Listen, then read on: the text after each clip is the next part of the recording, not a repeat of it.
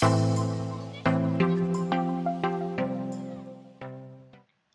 salam satu data. Malam ini saya akan meneruskan kembali tutorial panduan untuk pengisian Dapodik versi 2020. Nah, kelanjutan dari video saya yang kemarin yaitu kita lanjutkan dengan membuka validasi, di mana kemarin saya sudah melakukan validasi untuk menu sekolah dan Sarpras untuk menghilangkan menu invalid yang ada pada menu Sarpras dan menu sekolah. Nah, hari ini kita akan teruskan untuk membersihkan atau menghilangkan menu-menu invalid yang ada di menu yang lain, menu didik, GTK, dan rombongan belajar. Seperti yang saya jelaskan kemarin bahwa biasanya setiap teman-teman operator itu punya teknik tersendiri untuk menyelesaikan invalid yang ada pada dapodik masing-masing. Biasanya teman-teman itu punya teknik, oh saya mau ngerjakan yang satu mana terlebih dahulu. Nah, biasanya saya melihat ada beberapa yang biasa digunakan oleh teman-teman operator. Biasanya skema pertama, misalnya gini, teman-teman itu biasanya melakukan instalasi dapodik terlebih dahulu, melengkapi data, kemudian sinkronisasi, baru kemudian tarik peserta didik. Jadi, install dapodik dulu, sambil kemudian baru mengikuti proses untuk tarik peserta didik. Jadi di sini, kita bisa mengabaikan untuk yang kelas 10-nya dulu. Jadi kita akan mengerjakan yang kelas 11 dan kelas 12-nya dulu, sambil mengerjakan tarik peserta didik. Nah, skema yang kedua, kita bisa tarik dulu peserta didik, kemudian baru kita instalasi dapodik. Jadi ketika dapodik baru kita install, peserta didik baru yang kelas 10 sudah masuk. Jadi kita sudah bisa langsung membuat rombel dan langsung melakukan sinkronisasi untuk yang kelas 10. Nah, tapi kali ini saya akan mencoba yang seperti biasa, yang umum digunakan yaitu install dapodik, kemudian baru kemudian sambil proses untuk melakukan tarik peserta didik. Kita kembali ke sini lagi. Kita lihat di sini saya punya invalid kemarin itu yaitu di peserta didik. Peserta didik atas nama Gali Dwi Pesatrio, ini ada yang KIP-nya belum terisi dengan benar. Kemudian ada 1205 peserta didik yang belum masuk rombel. Ini mengapa? Karena kita belum menaikkan rombelnya ini. Rombel kelas 10 dan kelas 11 itu belum kita isi, belum kita naikkan. Jadi yang harus kita lakukan adalah nanti menaikkan rombelnya. Nah, GTK juga, GTK ini karena guru yang bersangkutan ini belum memiliki jam mengajar pada rombel. Alasannya kenapa? Karena rombelnya juga tidak ada. Jadi yang harus kita lakukan adalah menaikkan peserta didik kelas 11 dan kelas 12. Nah, sekarang sebelumnya teman-teman pastikan di menu GTK ini, di menu guru dan tendik, itu sudah kita klik salin penugasan.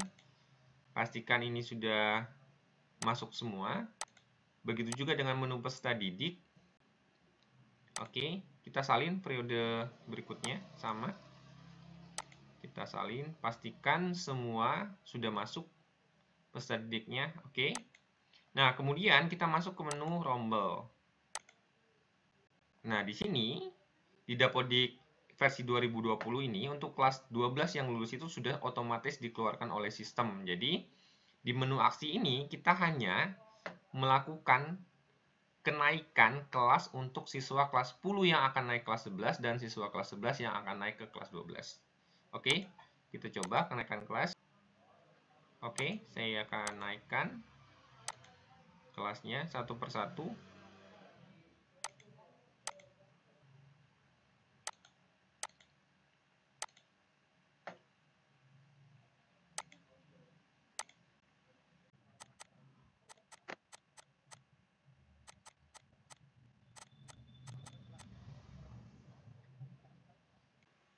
Oke, kemudian kita naikkan kelasnya, naikkan kelas 11, kelas 12 sampai semua rombel ini selesai kita naikkan. Ini dia, 11. Kita naikkan lagi satu kelas di situ. Oke.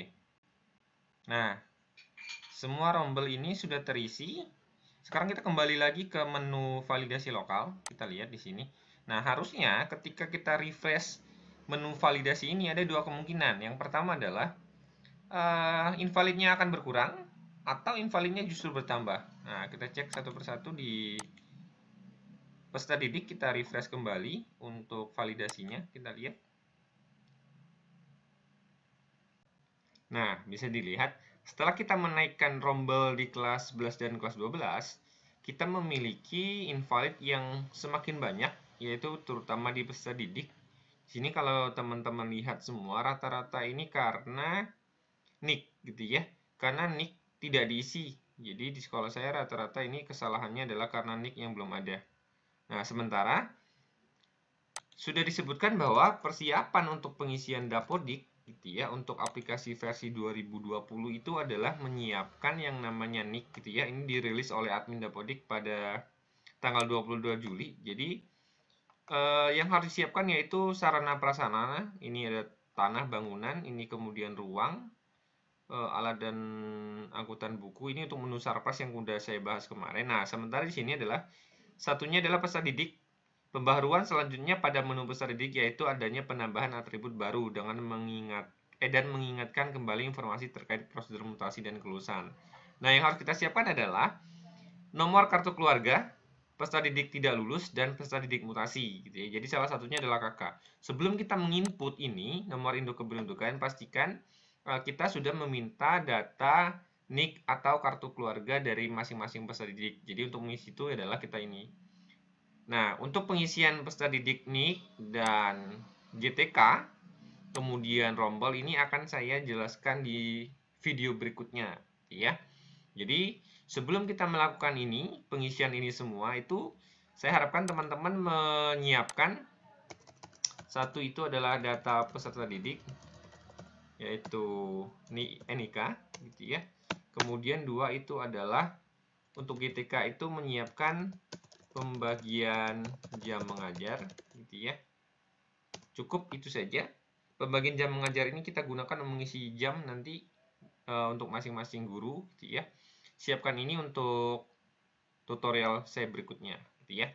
Kurang lebih itu yang bisa saya sampaikan malam ini. Salam satu data.